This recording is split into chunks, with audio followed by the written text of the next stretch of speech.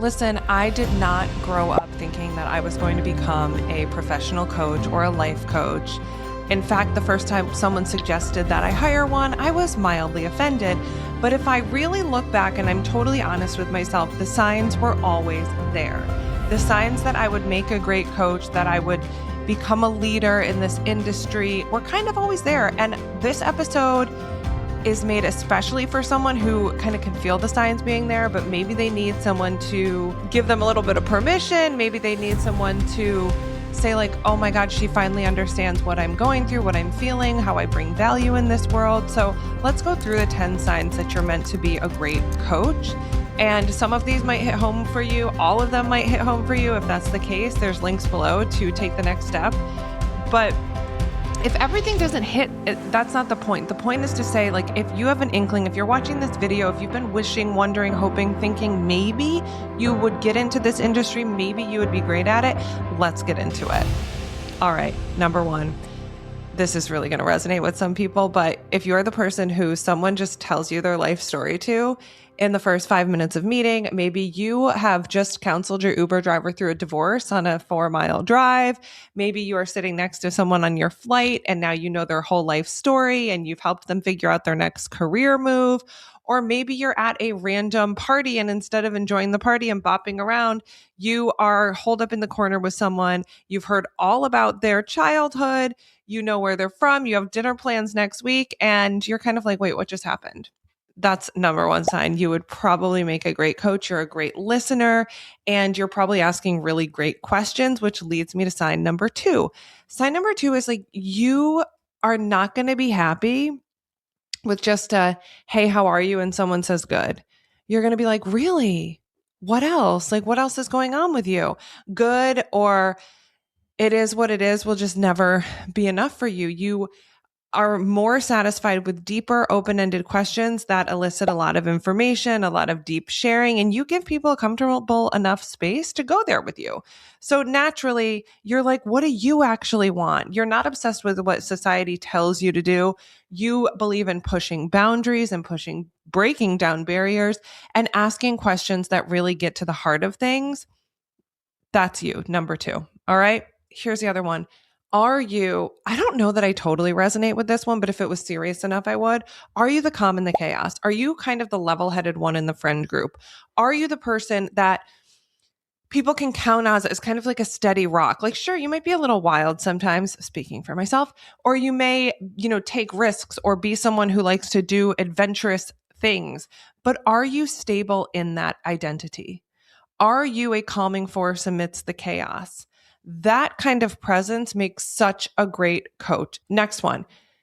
This one I love. You are someone who sees patterns that other people miss. Sidebar, this is why I also think I would make a great detective in my next life. But if you are someone that can really connect the dots or put puzzles together, figuratively or literally, you would also make a great coach. Coaches are pattern spotters. It kind of goes back to that thing where it's like how you do one thing is how you do everything. Coaches pick up on that. So active listening, powerful questioning, reflecting, all of that stuff. And we believe that you should be able to coach anyone around anything because the reality is once you are a professional pattern recognizer, you realize that having difficult conversations isn't just in a relationship. It's also at work. It's also with family. It's also not speaking up for yourself when you get the wrong order at the restaurant. Your lack of being able to follow through with something, it probably doesn't just affect one area of your life. Or getting really big ideas but never executing them. It's probably not just in your business. Anyway, I digress. Pattern recognizers, top tier coaches, top tier. All right. Number 5, you crave meaningful work. I have fought with myself for over a decade now. I wish I could just be normal. I wish I could just be satisfied with a corporate job or a 9-to-5 or a teaching job or something. Like, I wish I wasn't so obsessed with finding meaning in every day. And I wasn't so obsessed with having more of a lifestyle business where I actually love what I'm doing. And I don't feel like, oh, I have to go to work, but like maybe after work. No. You need to crave meaningful work, not just promotions and achievement, but feeling really good about the work that you contributed to the world every day. And you may be able to get that feeling. I generally felt good about the work I was doing, even as a classroom teacher so long ago. But did I feel like it was really the best use of my personal gifts? No, because I was so constrained by standardized testing and rules and systems that were not actually built to help students do well in the real world. So I needed to do something more meaningful. I often felt underutilized at my job. I often felt like, don't judge me, but I felt like I could do a lot of things better than the system had set up to do them. I felt like I was more intuitive, perhaps smarter, or perhaps just had more drive to actually make a lot of change than the people who were managing me. Like Kanye said, I just could not be managed. All right, we're having fun today. So if you crave meaningful work, coaching can absolutely bring that to you. It can also bring that to you on the job. I feel like a lot of people that come into IGC specifically for the PCC or level 2 coaching credential, they actually want to add that to their work because they're already coaching in some capacity. They're already managing or leading, and they want to be able to do that even better and help people in a more meaningful way, because it's not just knowing how to do something, it's understanding how people operate and how people are being and how people are showing up to their lives and their work. And showing up better or more empowered or improved often comes through being a really great coaching manager. We do have an episode about that, like how to coach, how to implement coaching in your management. We'll link it here. It's with Laura Weldy. She's such an expert at this, but definitely check that out if you're interested in adding coaching skills to your management or your leadership style. But ultimately, doing that brings more meaning to you and the people that you are around. All right. Number 6. This one's a little bit more of a soft one, but it's if you are just kind of exhausted or burnt out from being the strong one, from being the resilient one, from being the one who everything gets dumped on or everything is handed to you. You are always the fixer, if you will. And perhaps you are exhausted from being the strong one. And you've probably thought to yourself, I honestly could do this better with more flexibility and with more freedom on my own. And I think I really deeply resonate with that one. I kind of brought that up in the previous sign. But if you feel that you could do better and more meaningful work without being, experiencing compassion fatigue or overwhelm or burnout, coaching is a way for you to do that, to help people with less burnout and exhaustion. So, number 7, if you are super into human behavior, if you are kind of into NLP or neuroscience or how the brain works or changing habits, like I think about books like Atomic Habits, I think it is, or Breaking the Habit of Being Yourself, or you're super into knowing that you have the power to change your own life, you're going to be a great coach. Once you know that you have the power to completely recreate your reality, wheels up, baby. Wheels up. Okay. So if you're really into this, you're curious about human behavior, you love being able to help people create new realities for themselves, you study mindset, you perhaps are into spirituality or some type of religion even, and you know the power of prayer, of meditation, all of that, top tier. I love this too, because it's like you are living life and you are doing it, but you're also observing how other people move through life. Love that. Number 8, you value autonomy. As if we're not all trying to jump out of the matrix at this point. Not going to go there. But you like owning your schedule. You like running your day. You like flexibility. You like thinking independently, creating solutions, create your own experience. I come from the age of the choose your own adventure books.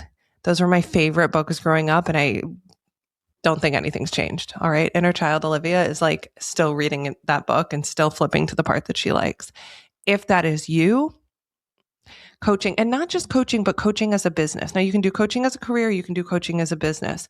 This one, honestly, coaching is not a career for someone who doesn't want to work. If you don't really want to work, I don't know what to tell you very well.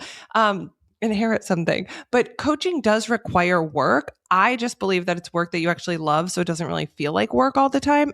80% of the time, 20% of the time, I don't really like doing administrative tasks and all that, but you get the point. You have to just want to do meaningful work, and you want to do it your way.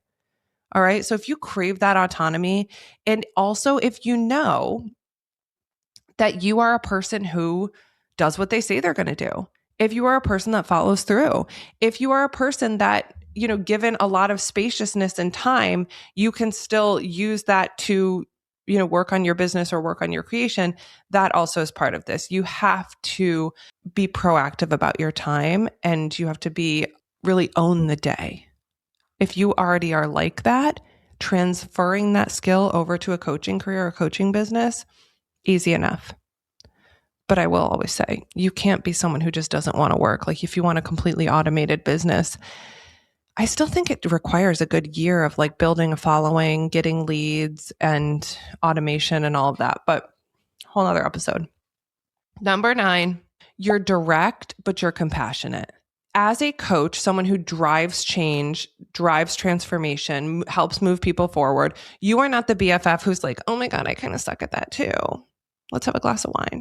I mean, you can be the BFF in your friend relationships, but as a coach, you have to be direct. Listen, from what I'm hearing, the choices that you are currently making are not bringing you to where you told me you want to be. So what's it going to be? These choices or new ones that get us where we want to go? Listen, I love you. I care. I am on team you. And it's my job that you paid me a lot of money for to help you create the life that you wanted. It's up to you, but where are we going today? That was just a little taste. All right. You have to be direct, but you have to be compassionate. Direct communication really only works when you've built relationship. But if you are a coach and you are empathetic and you are kind and you are a pattern recognizer and you are someone who, like I said, naturally people are opening up to, wanting to hear about you, wanting to tell you their life story, you can be direct and compassionate. That it just goes with the territory. These are obviously in no particular order. Number 10. I'm going to find you if this is you, but you've Googled how to become a life coach probably more than once. You have had little tabs open about like coaching programs or coaches that you love. Maybe you've thought about hiring a coach. Maybe you have hired a coach and thought, I could do that. Maybe you have our course catalog. Maybe you have watched a bunch of these videos and you're like, I don't know. You can run, but you can't hide. Okay. Your purpose will eventually start keeping you up at night. Don't prolong the inevitable. You can absolutely start coaching on the side. I never tell anyone to quit their job the day that they sign up for coaching school or become a coach, unless, of course, you have been waiting years and saving years to embark on this. But you can absolutely start coaching. You can absolutely start training. You can actually start moving things forward. And if it's something that has been on your radar for weeks, months, and even years, it's not going to go anywhere. But the thing that's going to make you feel better about it is taking action. So if you're watching this, if this video found you, if you've ever thought, I think I could do that, you probably can. You probably can. So there you go. There are 10 qualities that make excellent coaches. I would say even if you really identified with 5 of them, take the next step. Go down to the show notes or go down to the description under this video, grab our 2026 coaching brief or grab our workshop. Take some type of action to move yourself forward. Because if you really think about it, whether you're coaching in your career or starting a coaching business, that's exactly what you're going to be asking your future clients to do. And the only thing stopping you from working with those future clients is taking the next step today. Let's go. I'll see you next time.